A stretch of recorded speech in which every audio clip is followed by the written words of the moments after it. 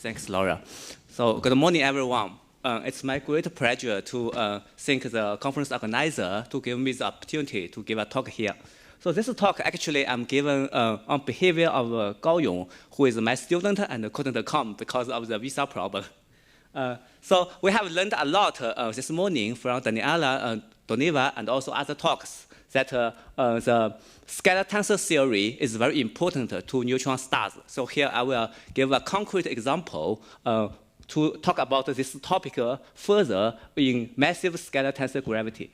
So this work was done with a bunch of collaborators from Albert Einstein Institute and the Max Planck Institute for Radio Astronomy, as well as the group members in my group from Peking University.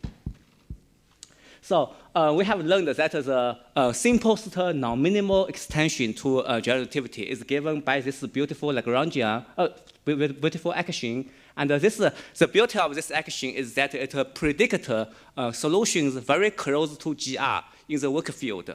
But in the strong field, we can have all the unit deviations from relativity. Therefore, the strong field objects like neutron stars and black holes, they provide us very, very important playground to test this kind of non-perturbative phenomena. For example, the spontaneous scalarization, as we learned from the morning talk. So this kind of phenomena, actually, we can understand it from the Landau's phase transition theory. And here is the example showing that the deviation of the neutron star structure from general relativity described by this effective scalar coupling can have a sudden change, a sudden rise in some particular parameter space. Therefore, it gives very different behavior compared to general relativity. And the most important observables here is the dipole radiation for a binary system which involves neutron stars. So actually, for the simplest extension of the scalar-tensor theory, which is the Damon-Esposito theory with a massless scalar field, the binary pulsar have already put a very good constraint on this deviation, which is less than 1%.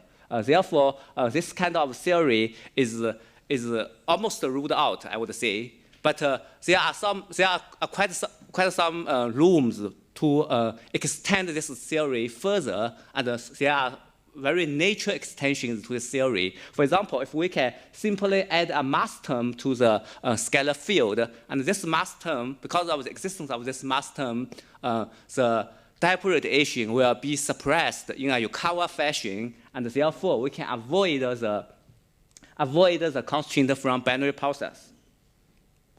The most popular parameterization of this scalar-tensor theory, there are three of them. One is the Damon-Esposito Fraser theory. The other is a theory motivated from cosmology. It's called the Casey theory, and an approximation of a Casey theory, which is the MO theory. This plot shows you how this scalar field coupled to the normal matter in these three classes of theories. I will talk about the calculation in this three classes of theories. So after we have the Lagrangian of the theory, we can derive the TOV equation and integrate it to get the structure of neutron star in terms of mass-radial relation. And also, you can use some Hartle-Song approximation for slow rotation neutron stars and obtain the quantity called the moment of inertia.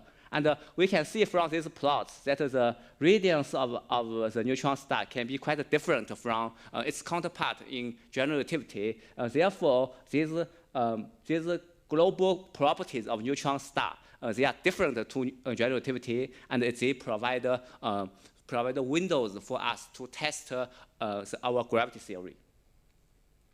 So this is one example to test the gravity theory. We can use the X-ray pulsars to do such a test. The reason is the following. The X-ray are emitted from hot spots on the surface of neutron star, and because in different theory, the mass-radius relation is changed, the structure of neutron star is different.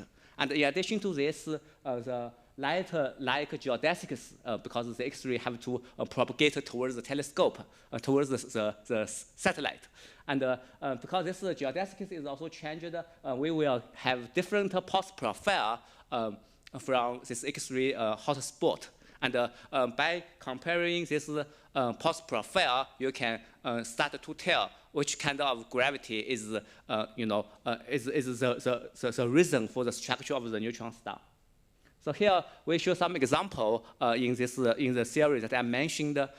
As we can see, the difference of this is the X-ray pulse profile calculated based on different hotspot models and for different mass of neutron stars. As we can see, the difference is quite visible, and they actually are accessible to satellites like the nice satellite and so on. Another quantity we can observe is the tidal deformability via the observation of gravitational waves. And this tidal deformability also changes in the massive scalar-tensor theory.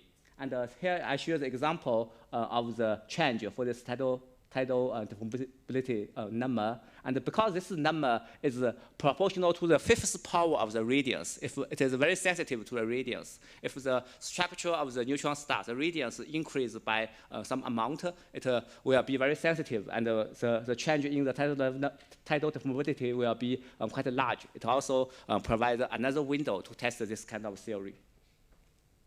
However, as we learned, the equation of state of neutron stars are quite uncertain recently, and this actually have degeneracy with the modified gravity. If you want to test this theory in a EOS insensitive way, you need to be refer to some other method. Here is one possible method is to use the universal relations. So universal relation means here I give the most famous example here. So universal relation means for different equation of state, which are given by different colors. So they predict different mass radial relations, as we have seen. But for all these equations of state, they have a very good universal behavior for this love number and the moment of inertia. These two quantities, as I mentioned, they can be measured for example, the moment of inertia could be measured from double neutron star double pulsar system, and the love number can be measured from the in-spiral of neutron stars. And this kind of universal behavior, they reduce the degree of freedoms in your fit to data and actually provide some way to break the degeneracy between the modified gravity and the equation of state. So here I show the universal relation. On the previous slide, the universal relation was in generativity. So here I show the universal relation in the massive scalar-tensor theory. Actually, they are still quite good, and the largest deviation could be 10%. So therefore, we can provide a 10% at a 10% precision in testing this massive scalar-tensor theory by using the universal relation. Okay, so the last thing I want to mention is this universal relation is not given. It's not given for each modified gravity theory. For example, we also studied this scalar Gauss-Bonnet gravity, which is given by this Lagrangian. I will not go into detail for this Lagrangian, but this Lagrangian is motivated by quantum gravity and gives scalarization behavior not only for neutron star but also for black hole. So it's a very interesting theory, and many researchers they studied this theory in great detail. And the point I want to emphasize here is for this kind of gravity theory, the universal relation is broken. So I will show this plot shows the broken of the universal relation. So here is still the love number, tidal love number, and moment of inertia. The black line gives the universal relation in generativity. So all equation of state they will follow this line, and all of the equation of state will follow this blue line in the massive scalar-tensor theory. So so in massive scalar-tensor theory, the universal relation is still valid. But for the scalar correspondence theory I just mentioned, so I here show 4 different equations of state with this color, solid color lines. They do not agree to one single line, one single relation. So in this kind of theory, the universal relation is broken, and we should, when we test them, we should think harder, so and work harder to consider the uncertainty from equation of state. Okay, so basically this is the end of my talk. So I hope with also the other talks, we have convinced you that scalar tensor theory is very important, in particular for strong field object, because they predict a very large deviation in strong field, which is not that well tested yet. So although the gravitational waves and the neutron stars, they provide some test, but still there are looms. For example, to avoid the very tight constraint from binary pulsar, we can introduce some mass term for the scalar field, and they can all agree with the current observation, but predict different behavior for the momentum of inertia for the tidal deformability, which can be tested in the near future. And in order to perform this kind of test, we should consider carefully the uncertainty from equation of state. Fortunately, there are some theory, some class of theory, they agree with the universal relation that is the equation of state insensitive. So we can reduce the degree of freedom, but this is not always the case. That's not always the case. For example, in the scalar correspondence theory, this is not the case. So we should be extra cautious on this kind of aspect. So thank you very much. This is the end of my talk. Thank you very much.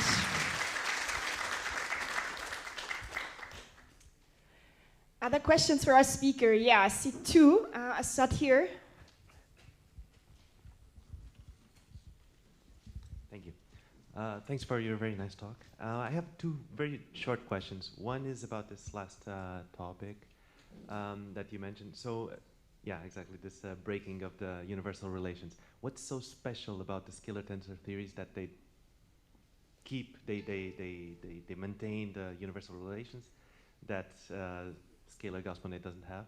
And the other one is related to slide 13, where you showed that the scalar tensor theory keeps the universal relations up to 10%. That you assuming some choices for the coupling constants there. Do you get different results if you change the coupling constants? Yeah, that's true. So I will start with the second question. So here we have chosen a very common choice of the parameters, but for other parameters they also. So sorry. Here I have chosen some common choice for the parameter, but for other parameters, the universal relation still holds to a similar precision. Here is just an example. Yeah. And the other question is, what is the origin of this universal relation? So this is actually investigated quite a lot in the community, but the reason is not that clear.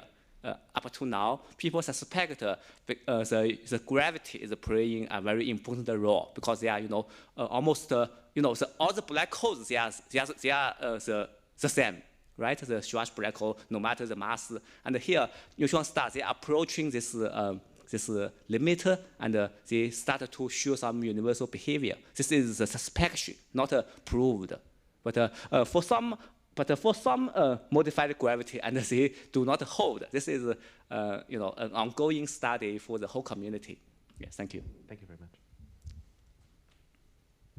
Very interesting. I think we had another question on the other side, if I'm not mistaken. Yes.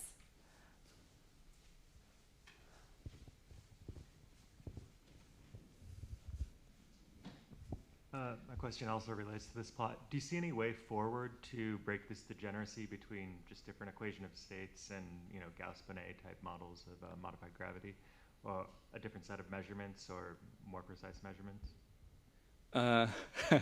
So this is very hard, actually. This Gauss-Bonnet theory, people only started to get interested in this since 2018, about 5 years ago. And a lot of aspects are not explored yet. So here is just one example showing that for this universal relation, this does not hold. and we don't don't see, we don't have detailed observables for this kind of theory to measure, and a lot of things are under study. Yeah, thank you. Okay, let's thank our speaker again.